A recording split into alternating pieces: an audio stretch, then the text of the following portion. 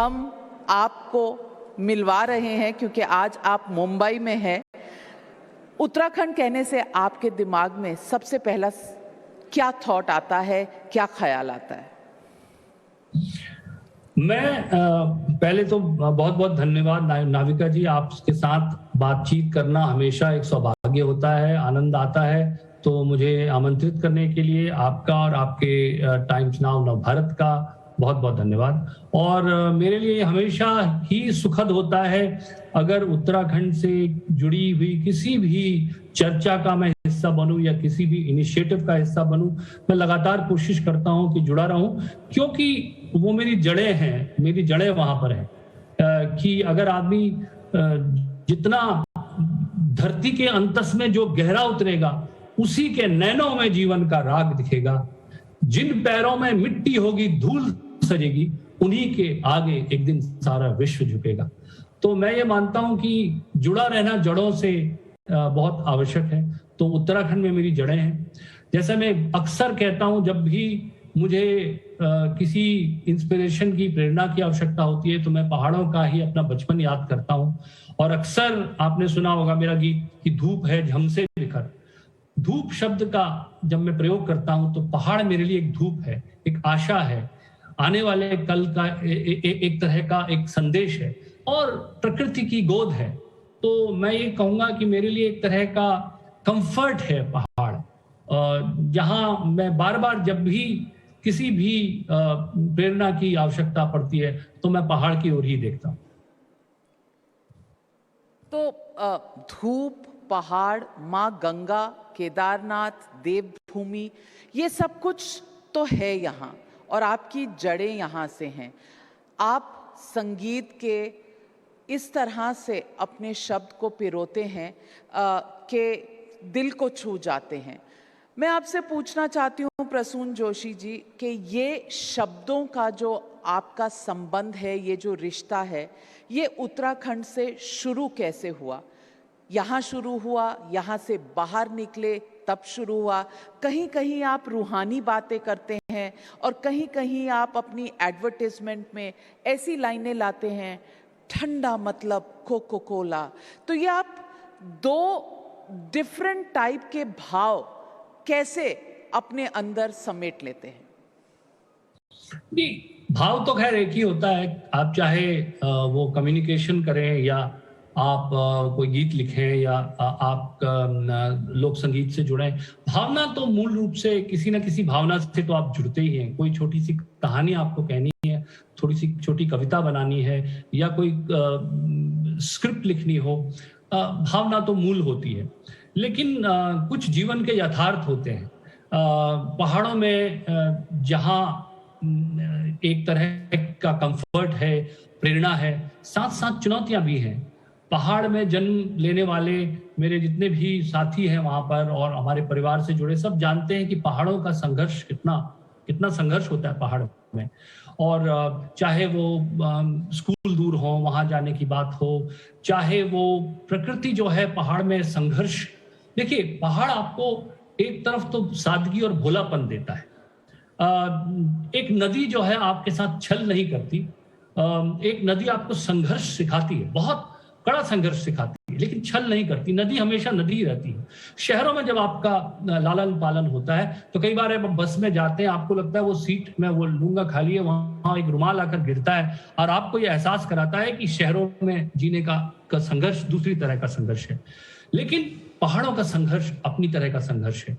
तो वहां से निकल कर एक नदी बहकर धीरे धीरे समुद्र की तरफ बढ़ती है। तो मैं कहूंगा कहीं ना कहीं मैं भी अपनी अभिव्यक्ति की तलाश में, एक मंच की तलाश में, रोजी रोटी की व्यावसायिक रूप से अब स्वयं अपने पैरों पर खड़ा हो सकने की एक चाह लिए मैं वहां से निकला था।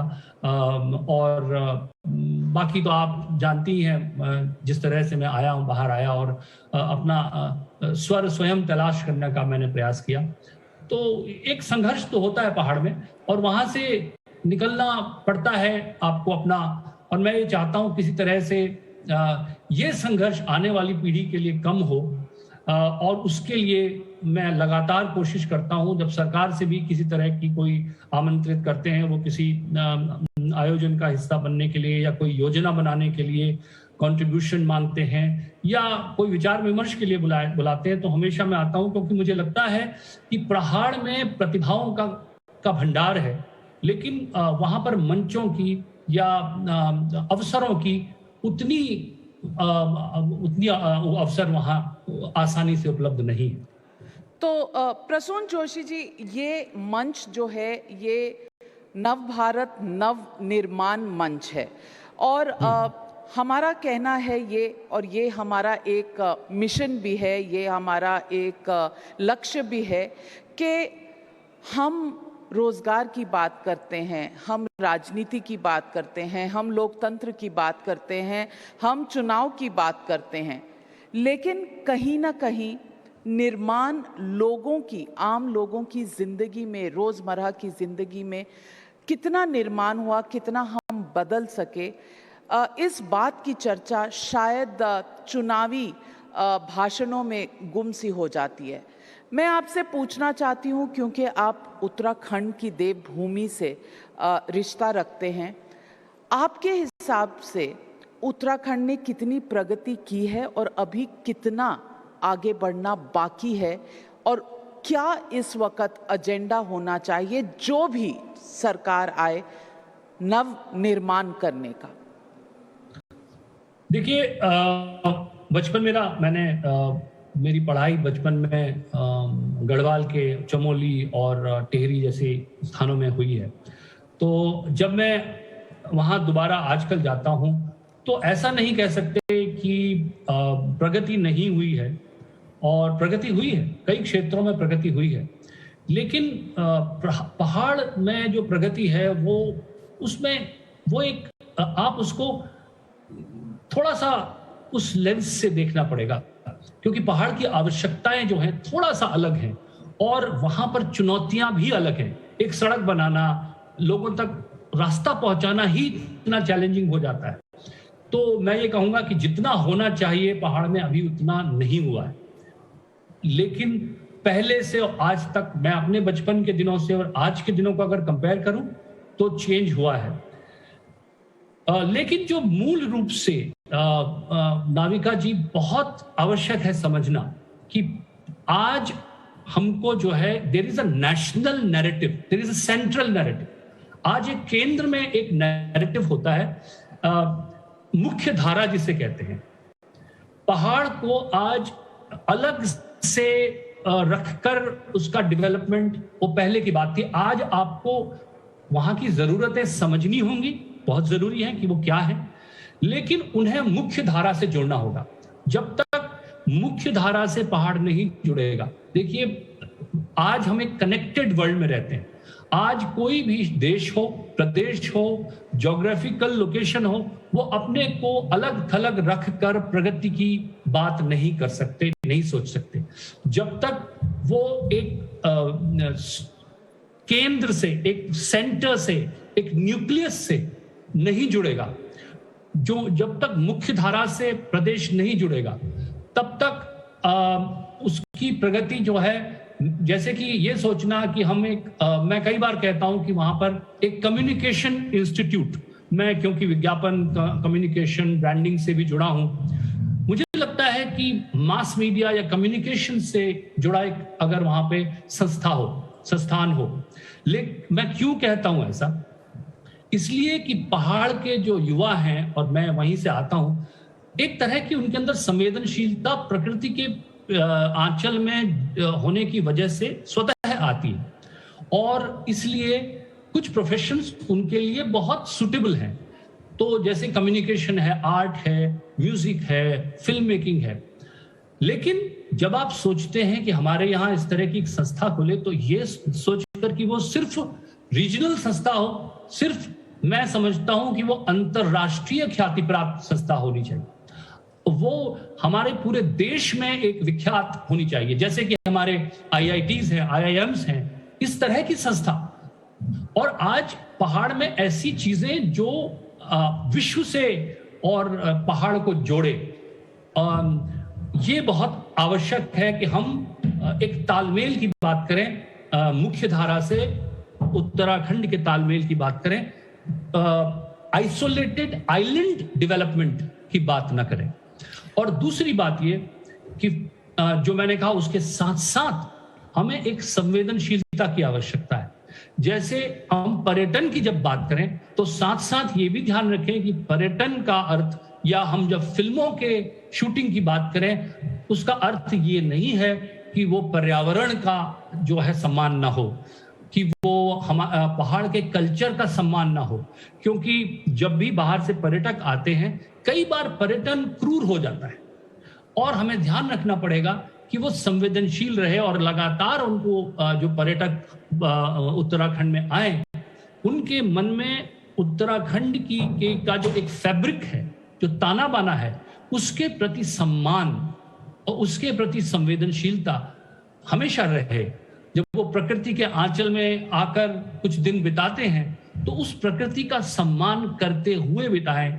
नहीं तो हमने देखा है कि प्रकृति के साथ जब हम खिलवाड़ करते हैं तो उसके बड़े ही दुष्परिणाम हमें देखने को मिलते हैं। तो अगर मैं कहूं कि निचोड़ बात का क्या है कि मुख्य धारा से जुड़े और साथ साथ जो उसकी स्पेसिफिक नीड्स हैं उनको भी ध्यान में रखते हुए उत्तराखंड की प्रगति का स्वप्न देखा जाए। मुख्य धारा से भी जुड़े, लेकिन यहाँ की जो प्राकृतिक सौंदर्य है और सेंसिटिविटीज़ हैं उसको भी प्रोटेक्ट और प्रिजर्व करके रखें। बहुत बहुत अच्छी बात कही। लेकिन पूछना ये भी चाहती हूँ आपसे कि क्या मुख्य धारा से जुड़ने के लाभ ही लाभ होते हैं? अब फिल्मों की ही बात कर लीजिए, आप central board of film certification से जुड़े हुए हैं 2017 तक से अब तक। मैं आपसे पूछना चाहती हूँ, आजकल फिल्में कोविड काल में हॉल से ज़्यादा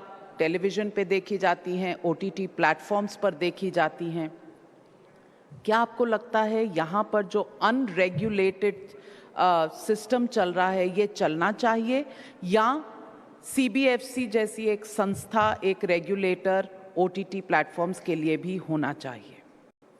देखिए, OTT प्लेटफॉर्म पर तो हमारी चर्चाएं हो चुकी हैं, पहले भी आपने और मैंने बात की है और उस पर सरकार ने कुछ कदम उठाए भी हैं और जो मूलतः सेल्फ रेगुलेशन की तरफ उन्होंने बढ़ाया है और कोशिश की है कि एक, देखिए मैं ये मानता हूं कि अगर आप संवेदनशील नहीं होंगे, शेयर ऑफ वॉलेट, मैंने पहले भी कहा था कि शेयर ऑफ वॉलेट आप सिर्फ नहीं चाह सकते, शेयर ऑफ वॉइस आपको एक्सेप्ट करना पड़ेगा।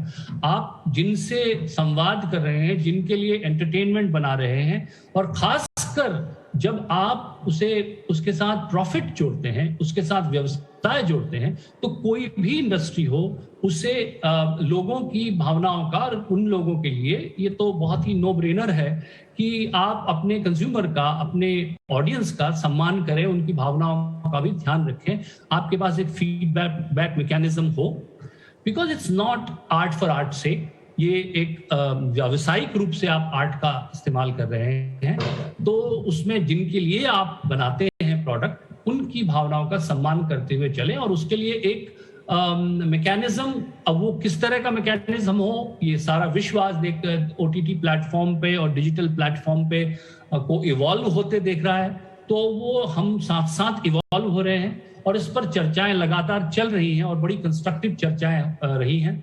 मुझे लगता है कि अभी ये नहीं कहा जा सकता कि इस तरह से, ये तो मैं पूरी तरह से कह सकता हूं कि लोगों की भावनाओं का सम्मान करते हुए ही प्रोडक्ट्स आगे बढ़ने चाहिए, और वो एक चर्चा उस पर होती रहे, अगर डायलॉग होती रहे, डायलॉग अगर होता रहे उसमें, तो विवाद की जगह संवाद हो, तो इससे अपने आप निष्कर्ष निकलते रहेंगे। और आपने कहा कि मुख्य धारा से, क्या ये आप दिल से समझते हैं कि इस देश में संवाद कहीं ना कहीं विवाद का रूप ले चुका है? क्या आप समझते हैं कि संवाद के दायरे छोटे होते जा रहे हैं? संवाद पॉसिबल भी है, या आज की जो हमारी सोसाइटी है उसमें विवाद ने सेंटर स्टेज ले लिया है?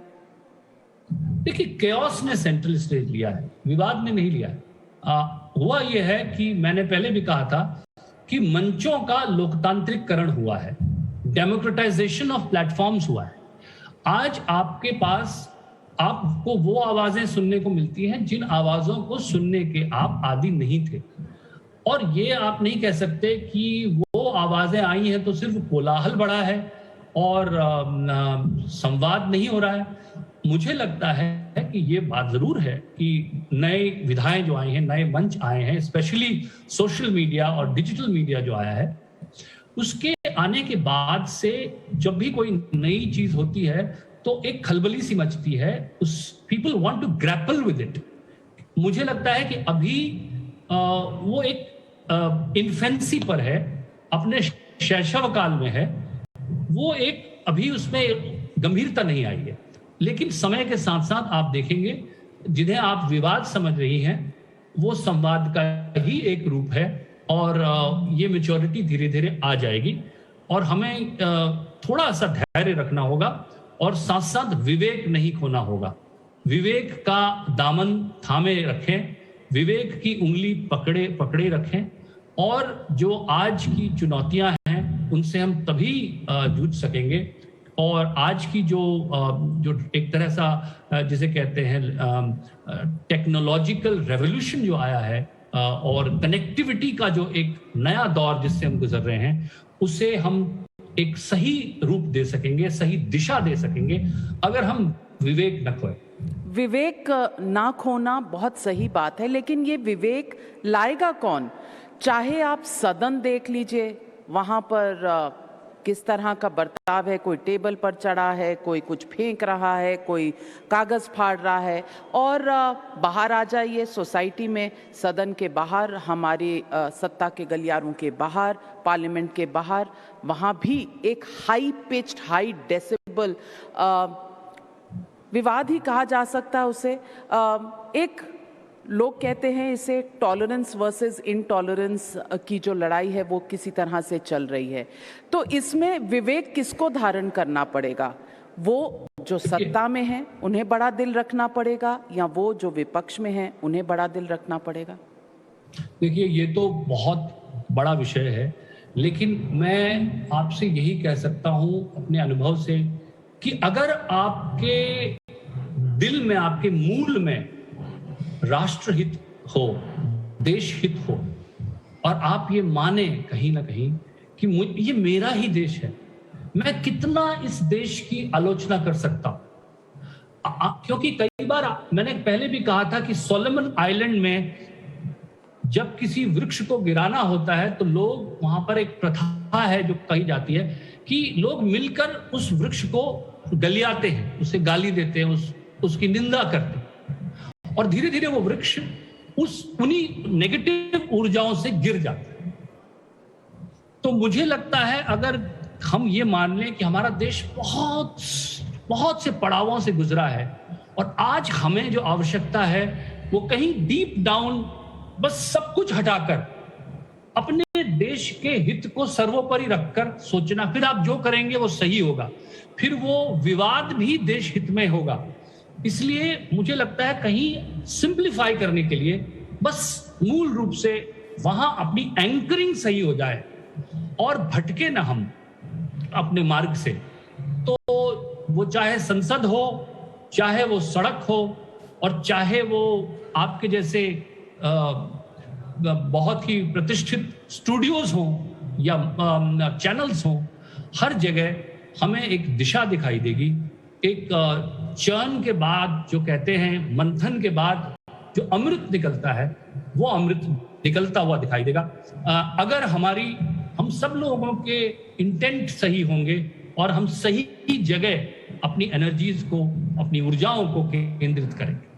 नहीं, सही और गलत तो समय बताता है, लेकिन प्रसून जोशी जी, अगर आप दिशा पकड़ लें तो आपको कहा जाएगा गोदी, आपको कहा जाएगा दलाल, और अगर आप हट के बोले, और ये तो आप भी एक्सपीरियंस कर चुके होंगे क्योंकि आप मोदी भक्त हैं, आपको कहा गया है आप मोदी भक्त हैं, तो लेबल्स तो लग जाते हैं माथे पर। देखिए, आप इतनी परवाह क्यों करती हो लेबल्स की? हमारे यहाँ कहा गया है निंदक नियरे राखिए, निंदक को पास रखिए, लेकिन निंदक को आप मन मस्तिष्क पर या कंधे पर थोड़ी बैठा के रखते हैं।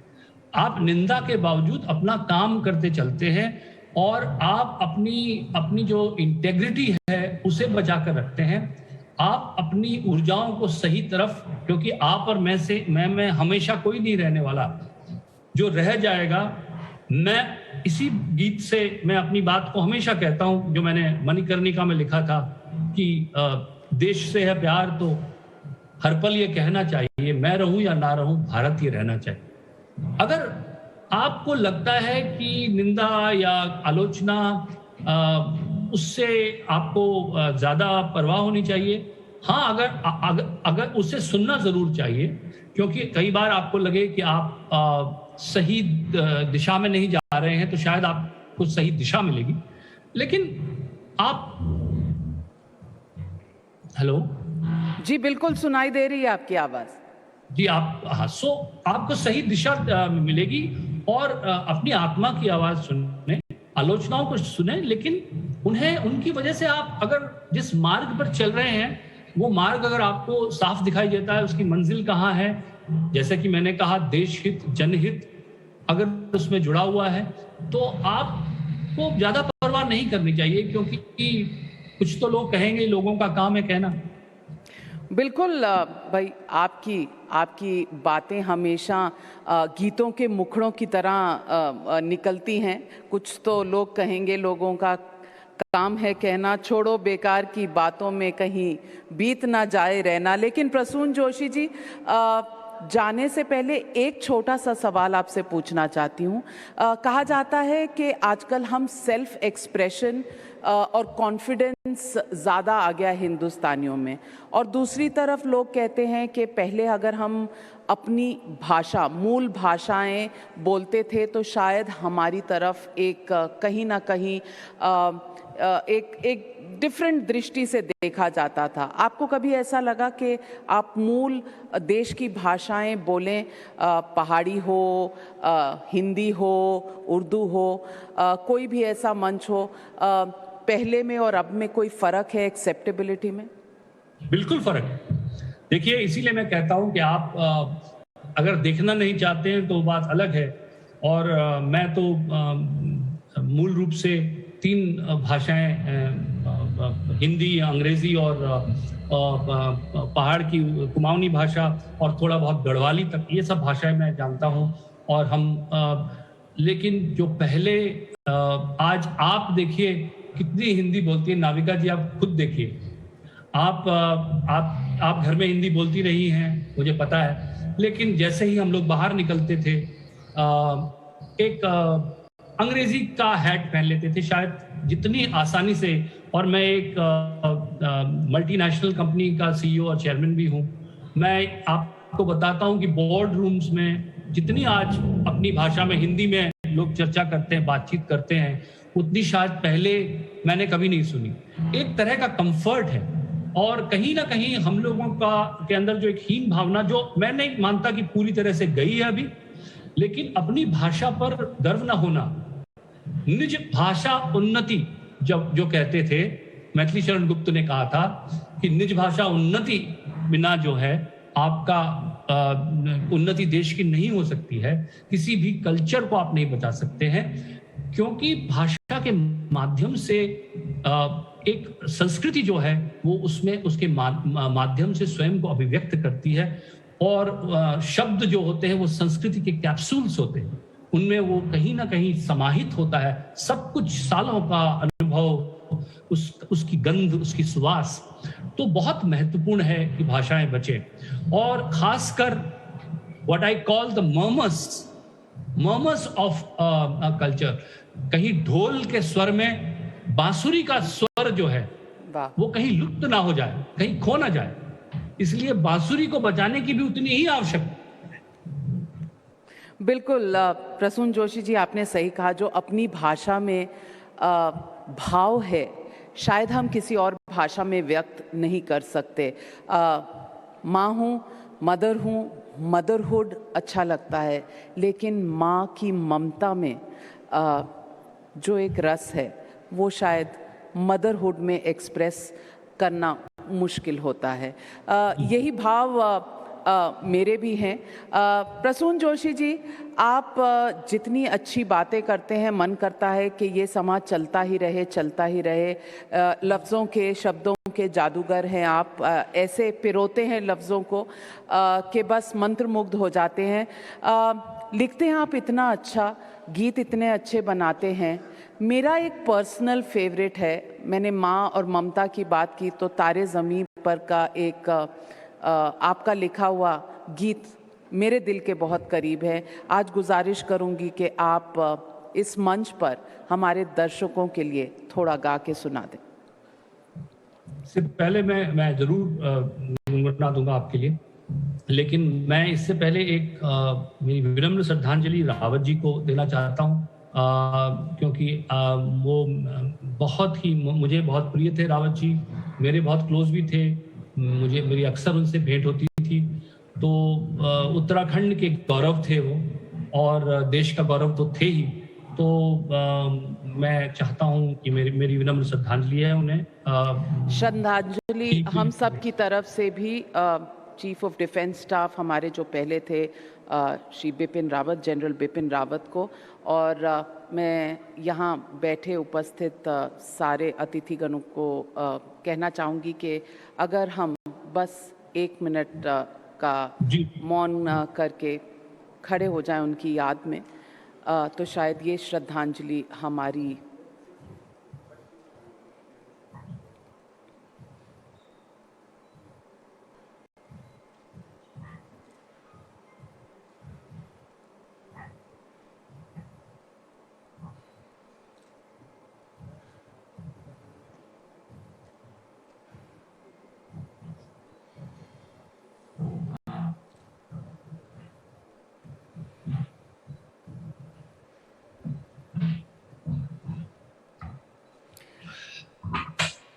हमारी श्रद्धांजलि उन सब धरती पुत्रों को जिन्होंने इस मातृभूमि के लिए अपने प्राण त्याग दिए, और उन सब परिवारों को जिन्होंने इन फौजियों को, इन सैनिकों को भेजा माँ भारत की पावन भूमि की रक्षा करने के लिए। प्रसून जी, ये 4 लाइनें पहले मैं श्री बिपिन रावत जी के सम्मान में और इन सारे वीरों को जिन्होंने हमें गौरव दिया और जिनको हमने खो दिया। पीस दो मुझको मिला दो रास्तों में खेत में, पीस दो मुझको मिला दो रास्तों में खेत में, चूरा चूरा बिखरे मेरा पर्वतों में रेत में, मेरी मिट्टी में मेरा अस्तित्व मिलना चाहिए। मैं रहूं या ना रहूं, भारत ये रहना चाहिए। सिलसिला ये बात मेरे यूं ही चलना चाहिए। मैं रहूं या ना रहूं, भारत ये रहना चाहिए। मैं रहूं या ना रहूं, भारत ये रहना चाहिए। आज ये भाव हम सब अपने दिल में बांध लें, अपने दिमाग में बांध लें, क्योंकि हम रहें ना रहें, भारत ये रहना चाहिए। क्या खूब कहा है आपने प्रसून जी।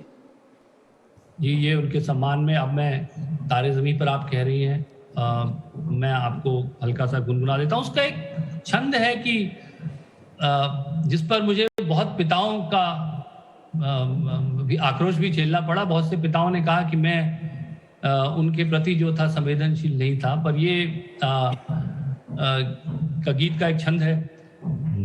जब भी कभी पापा मुझे जो जोर से झूला झुलाते हैं माँ, मेरी नजर ढूंढे तुझे, सोचूं यही तू आके थामेगी माँ। उनसे मैं ये कहता नहीं, पर सहम जाता हूँ माँ। चेहरे पे आने देता नहीं, दिल ही दिल में घबराता हूँ माँ। तुझे सब है पता है न माँ, तुझे सब है पता मेरी माँ। वाह, थैंक यू। क्या बात है प्रसून जोशी जी, आपके लफ्ज, आपके गीत आज भी रोंगटे खड़े कर देते हैं। और ये जो भाव है, ये शायद इस मिट्टी का भाव है, इस भाषा का भाव है, और बस यही हमारी धरती माँ, यही हमारी भारत माँ जो सब समझती है। हमारे साथ जुड़ने के लिए और नव भारत नव निर्माण मंच को और ज़्यादा ऊंचे स्तर पर ले जाने के लिए आपका बहुत बहुत धन्यवाद प्रसून जी। उत्तराखंड के सपूत प्रसून जोशी जी, आपका बहुत बहुत धन्यवाद। धन्यवाद मुझे आमंत्रित करने के लिए मालिका जी, और मेरी शुभकामनाएं। Thank you.